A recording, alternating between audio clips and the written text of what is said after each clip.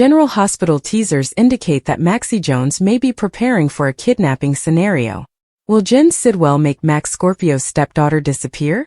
That decision was clearly hinted at in GH's August 7th episode, when Lucy Coe provided updates on the most recent deception vote.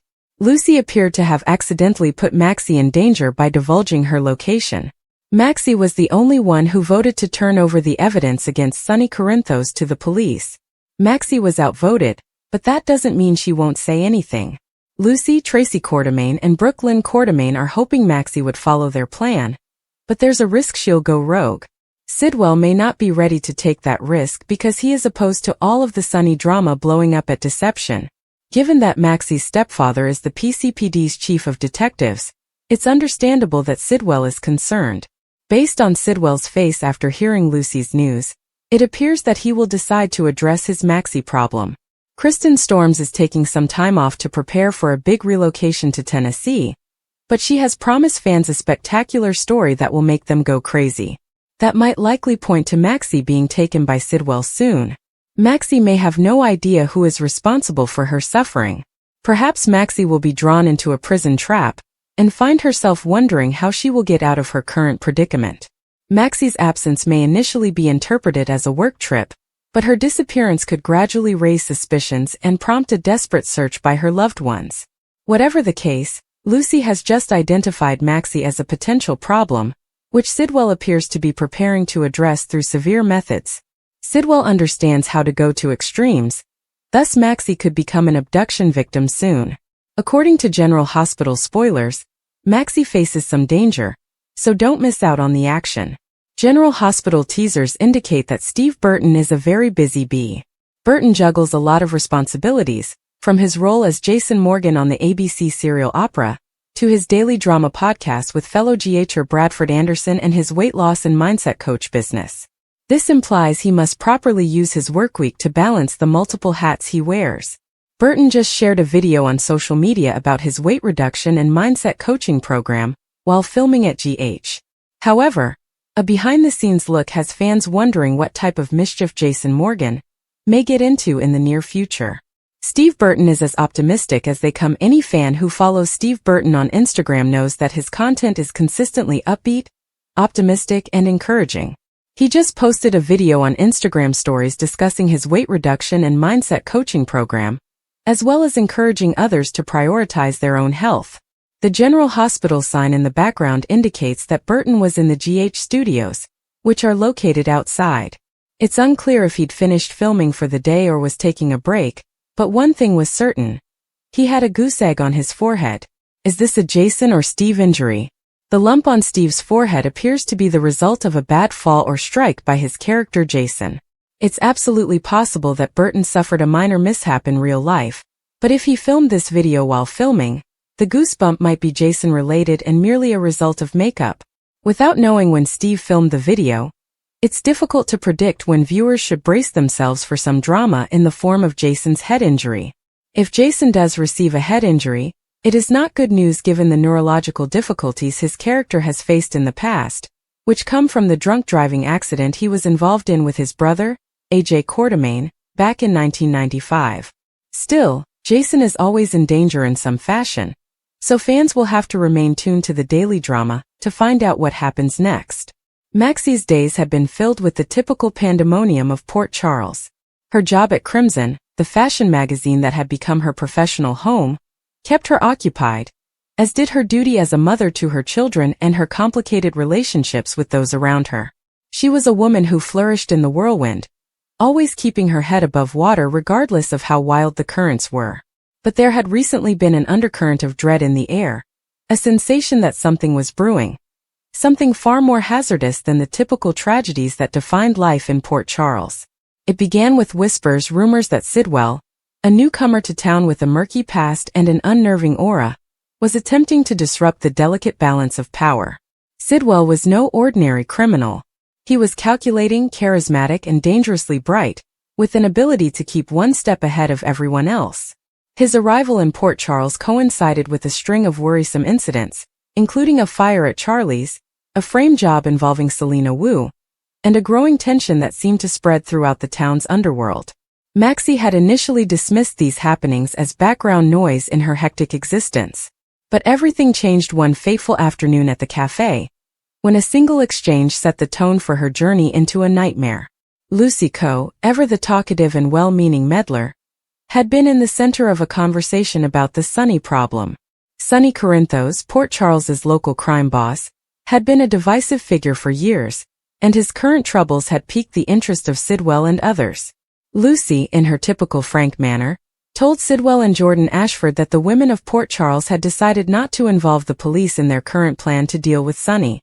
Maxie, on the other hand, was the only one who refused to go forward with the plan. Her stepfather, Max Scorpio, was the chief of detectives, and her devotion to him and confidence in doing the right thing had made her the odd one out. Lucy had no notion that her casual remark of this to Sidwell would paint a target on Maxie's back. Sidwell's face changed, his eyes narrowing with calculated intent. Maxie was no longer just another Port Charles citizen. She was a menace, a loose end that needed to be addressed. Sidwell's concerns were not unfounded. Maxie's relationship with Mac made her a potential liability. If she tells her stepfather about the vote, Sonny, or anything else she overhears, Sidwell's carefully planned strategy may be jeopardized. He had arrived to Port Charles with a plan, one involving power, control, and a web of scams that stretched far beyond the town's boundaries. Maxie, with her brilliant mind and unwavering moral compass, was just the type of person who could derail his plans. So Sidwell made a decision that sent shockwaves across Port Charles and changed Maxie's life forever. Maxie disappeared on a tranquil evening. She had been working late at Crimson, finalizing layouts for the new issue, when she decided to go have a coffee from the cafe down the street. It was a pattern she had repeated numerous times, a little period of calm in her otherwise frenetic existence. But this time, when she stepped out into the cool night air, she was unconscious of the eyes staring at her, the forms moving stealthily in the darkness. Sidwell's men were skilled experts who acted with precision and left no trace. They'd been monitoring Maxie for days, waiting for the right moment to strike. That moment occurred as she crossed the street, distracted by a text message from her friend Brooklyn Quartermain. In a second, a black truck drove up next her. The door slid open and Maxie vanished, engulfed by the darkness as if she had never existed. Back in Port Charles, the initial indicators of Maxie's departure were overlooked. She was a busy lady after all, and it was not uncommon for her to lose track of time at work or become engrossed in a new project. But as the hours passed into a day, and then two, her friends and relatives became concerned. Mac, who was usually protective of his stepdaughter, was the first to notice that something was wrong. Maxie wasn't answering her phone, and her flat was deserted, with no traces of a struggle but also no indication of where she might have gone. Her children, who were left in the care of their grandma Felicia, were asking questions no one could answer. Fear and conjecture spread across the community, which was already on edge due to Sidwell's intrigues. Anna Devane, Port Charles's resident superspy and Maxie's close friend, acted quickly. Her instincts told her that Sidwell was involved, and her suspicions were reinforced when she discovered evidence that his men had been seen near the cafe the night Maxie went missing. Anna's WSB connections and unwavering drive made her a dangerous opponent, but she was well aware that facing Sidwell would be no simple feat. He was very expert at disguising his traces, and his influence extended to areas that even Anna couldn't access. Nonetheless, she refused to lose up and rallied Jordan, Laura Spencer, and others to assist in the search for Maxie. Meanwhile, Maxie found herself in a place that seemed like a world apart from Port Charles. Her captors had led her to a secluded property, a vast estate surrounded by impenetrable forest and manned by armed guards. The room she was housed in was simple but tidy, with a single window overlooking nothing but trees. Sidwell appeared shortly after she arrived, calm yet intimidating. He said that her departure was an essential precaution, ensuring that she did not interfere with his intentions. Maxie, bold as always, refused to cower. She demanded answers, her voice tinged with rage and fear, but Sidwell merely smiled, a cold, calculating look that sent shivers down her spine. He told her that she would be his guest, until he was confident that she presented no threat, and then he left her alone, trapped in the room with just her thoughts and the vague hope that someone would discover her. Back in Port Charles, the quest for Maxie turned into a race against time. Mac was tenacious, utilizing every resource at his disposal as chief of detectives to pursue clues. He questioned Lucy, who was filled with remorse for her careless statements in the cafe, and prodded her for any information that could point to Sidwell's involvement. Mac's suspicions were exacerbated by Lucy's revelation regarding the vote and Maxie's disagreement, which confirmed that his stepdaughter had been targeted because of her principles. Felicia, meantime, was a tower of strength for her grandkids, but her own heart was hurting as she faced the potential of losing her daughter. Sonny Corinthos, despite his own problems, couldn't stand by while Maxie went missing. His relationship with her was tough, but he admired her courage and devotion to people she loved. When Anna revealed her worries about Sidwell, Sonny's protective instincts kicked in. He reached out to his own network, determined to find any information that could lead to Maxie's location. His chats with Selena Wu, who had been framed by Sidwell, revealed that the man was not just cruel but also extremely cunning, always plotting multiple moves ahead. Selena's calm manner during her own trauma hinted that she knew more than she was admitting, and Sonny began to suspect that she could be the key to unraveling Sidwell's schemes. As time passed, Maxie's absence left a gap in Port Charles. Her Crimson pals, Sasha Gilmore Corbin and Brooklyn Quartermain, fought to keep the magazine running while also worried about her. Sasha, who had been through her own share of suffering, was haunted by memories of Maxie's generosity and support, and she resolved to do whatever it took to bring her buddy home. Brooklyn, meanwhile, was obsessed with remorse, wondering if her own secrets and plots had contributed to Maxie's position. The two ladies relied on one another, their friendship enhanced by their mutual desire to find Maxie. Maxie refused to give up hope inside the compound. She'd been through too much in her life to allow Sidwell to break her. She spent her days analyzing her surroundings, looking for any way to escape. The guards were disciplined, but they weren't perfect, and Maxie's smart mind began to formulate a strategy. She knew her family and friends would be looking for her, and she hoped they would find her before Sidwell's plans, whatever they were carried out. Her thoughts frequently drifted to her children, Mac and Felicia and Nathan West, a love she had lost but whose remembrance gave her strength. She refused to let Sidwell triumph, not only for herself, but for everyone she cared about. Back in Port Charles, Anna's investigation began to produce results. A tip from one of her WSB connections led her to a warehouse on the outskirts of town, where she and Jordan discovered proof of Sidwell's operations, including documents, surveillance equipment, and a map indicating the location of the complex where Maxie was held. The discovery was groundbreaking, but it also increased the bar. Sidwell's complex was well defended, making any rescue attempt perilous. Anna, Jordan, and Mac began planning a mission, aware that time was running out. As they prepared, emotions in Port Charles rose to a boiling point. Drew Kane, who had been lured into Sidwell's orbit while attempting to assist Willow Tate, addressed him directly, seeking answers concerning Maxie's disappearance. Sidwell's cool response only reinforced his complicity, and Drew's threat to expose him triggered a chain reaction that brought the town's power players into direct conflict. Meanwhile, Sonny collaborated with Jason Morgan to gather resources for the rescue, reigniting their previous collaboration due to the urgency of the situation. Maxie's days in captivity were a test of her resilience. She had already encountered danger, kidnappings, betrayals, and heartbreak, but this seemed different. Sidwell was not motivated by personal vendettas or emotional flaws. He was cool, analytical, and singularly focused on his objectives. But Maxie's spirit remained intact. She started manipulating her guards, using her charm and fast thinking to sow seeds of doubt and create small opportunities for herself. She understood that every moment she bought for herself brought her closer to being rescued. In Port Charles, the rescue mission was coordinated with a spirit of urgency. Anna led the assault, using her spy skills to guide the crew as they prepared to penetrate Sidwell's compound.